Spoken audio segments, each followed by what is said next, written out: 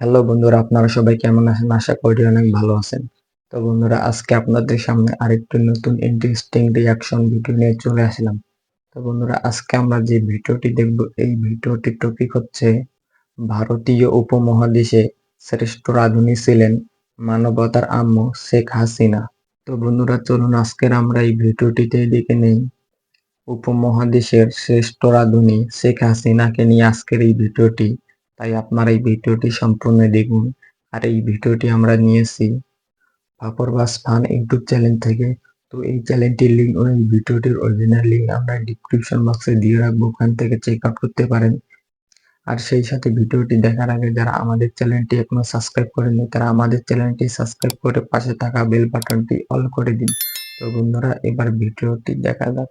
রে আপনারা হয়তো জানতেন না, ভারতীয় উপমহাদেশের শ্রেষ্ঠ রাঁধুনি ছিলেন আমাদের মানবতার আম্মু শেখ হাসিনা। উনি এতটাই ভালো রান্না করতেন যে উনার রান্না তাই খেয়ে নাকি? কাকা কাদের থেকে শুরু করে দতে দালাল ও, সুমন সবাই শুধু প্রশংসা করতেন আর প্রশংসা করতেন। ঠিক এজন্যই আফ্রিকা মহাদেশের কুখ্যাত ফুড ব্লগার রাফসানদার ছোট ভাই এক ইভেন্টে শেখ হাসিনাকে বলেছিলেন, আমি আপনার হাতের রান্না করা মোরগ পোলাও খেয়ে একটা রিভিউ দিতে চাই। কিন্তু বেচারা ছোট ভাই ফুড রিভিউ দেওয়ার আগেই আপনারা মানবতার আম্মুকে দেশ থেকে বাহির করে দিলেন। এটা কি কিছু হইল? আফসোস লীগের মানুষ এটাই ঠিকই তো। বলেছিল, শেখ হাসিনা কি ছিল সেটা বাঙালিরা কয়দিন পর হারে হারে টের পাবে।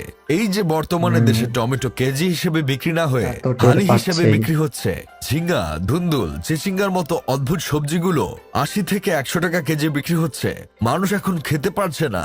অথচ শেখ হাসিনা যদি আজ দেশে থাকতো, তাহলে প্রতিটা সবজির কোনো না কোনো বিকল্প উনি বের করতো। তার অবশ্যই। আম্মু শেখ হাসিনা যখন ক্ষমতায় ছিলেন, তখন মাংসের দাম বেড়ে গিয়েছিল।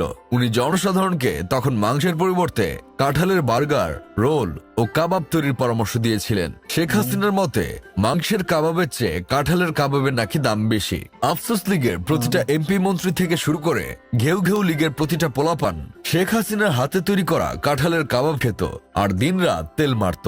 কাঁঠাল খেলে আঠার জন্য তেল তো মারতেই হবে, কথা কন ঠিক অবশ্যই কিনা? শেখ হাসিনা শুধু সেরা রাঁধুনি ছিলেন না, উনি রান্নার রেসিপি বিষয়ে উগান্ডা থেকে পিএইচডি করে এসেছিলেন। উনি ক্ষমতায় তাই থাকাকালীন নাকি? এটা তো যখন আমাদের জানা ডিমের দাম ছিল না। বেড়ে গিয়েছিল, তখন উনি বলেছিলেন বাজারে যখন ডিমের দাম কম থাকবে, তখনই অনেকগুলো ডিম কিনে সেদ্ধ করে ফ্রিজে রেখে দেওয়া উচিত। এতে নাকি ডিমগুলো বহুদিন ভালো থাকে। তাছাড়া গত বছর যখন কাঁচামরিচের দাম আকাশ ছুঁয়েছিল, তখনও এর দাম কমানোর পরিবর্তে জনগণের কাছে কাঁচামরিচ সংরক্ষণের রেসিপি শেয়ারে ব্যস্ত হয়ে পড়েন মানবতার আম্মু শেখ হাসিনা। তার মধ্যে বর্ষাকালে নাকি কাঁচামরিচের দাম আপনা আপনিই বেড়ে যায়, তাই সবাইকে আগে ভাগেই কাঁচামরিচ কিনে রেখে রোদে শুকিয়ে রাখার পরামর্শ দিয়েছিলেন দেশের তৎকালীন প্রধানমন্ত্রী জাতীয় আপা মানবতার আম্মু শেখ হাসিনা, যাতে কাঁচামরিচের দাম বেড়ে গেলেও কেউ তার সরকারের উপর চাপ প্রয়োগ না করে সেই শুকনো কাঁচামরিচকে ভিজিয়ে খেয়ে নিতে পারে। এখন ভাই আপনারা একটু চিন্তা করে দেখেন, কেউ উগান্ডা থেকে পিএইচডি না করে আসলে এমন ধরনের কথা বলতে পারে? তাছাড়া রোজাতে না। বেগুনের দাম বেড়ে গেলে উনি মানুষদের বেগুন দিয়ে বেগুনি বানানোর বদলে মিষ্টি কুমড়া দিয়ে বেগুনি বানানোর পরামর্শ দিতেন। পেঁয়াজের দাম বেড়ে গেলে আমাদের মানবতার আম্মু জনসাধারণকে বলতেন, তরকারিতে পেঁয়াজ দেওয়ার কি দরকার, পেঁয়াজ বাদেও তো তরকারি রান্না করা যায়। অথচ বাসায় পেঁয়াজ না থাকলে ঘরের বউ রান্নাই করে না। গত বছর সেপ্টেম্বর মাসে ফ্রান্সের প্রেসিডেন্ট এমানুয়েল ম্যাক্রোর বাংলাদেশ সফরকালে একটি অনুষ্ঠানে ওয়েলকাম ড্রিঙ্কস হিসেবে ফরাসি প্রেসিডেন্টের হাতে আমরা জুস তুলে দিয়েছিলেন শেখ হাসিনা। আমাদের সাত কপালের ভাগ্য, শেখ হাসিনা ফ্রান্সের প্রেসিডেন্টকে মুলার জুস খেতে দেয় নাই। মুলার জুস যদি খেতে দিত, তাহলে বেচার প্রেসিডেন্ট পা দিতে পুরো দেশ দূষিত করে রেখে যেত।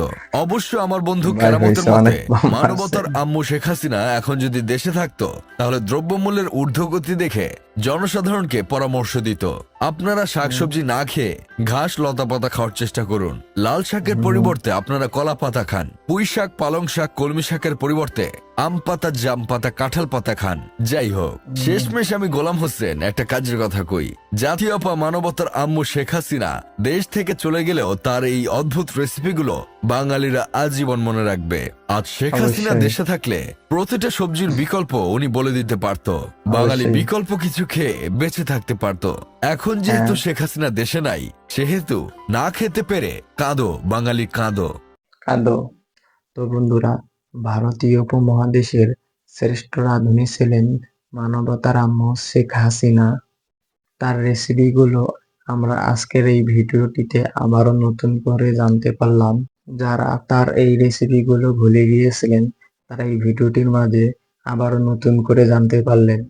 তাই যেহেতু বর্তমান বাংলাদেশে শাকসবজি কাঁচামালের অনেক দাম বেড়ে গিয়েছে, তাই আপনারা এই মানবতার আম্মু শেখ হাসিনার রেসিপিগুলো ফলো করতে পারেন। তো বন্ধুরা, এই ভিডিওটি আপনারা সিরিয়াসলি নেবেন না। এই ভিডিওটি হচ্ছে একটি রোস্টিং ভিডিও ছিল। তো বন্ধুরা, সবশেষ জানতে চাই আপনাদেরকে এই ভিডিওটি কেমন লাগলো। আপনারা অবশ্যই কমেন্টে জানাবেন। আর ভিডিওটি ভালো লাগলে লাইক কমেন্ট বেশি বেশি করে শেয়ার করে দেবেন।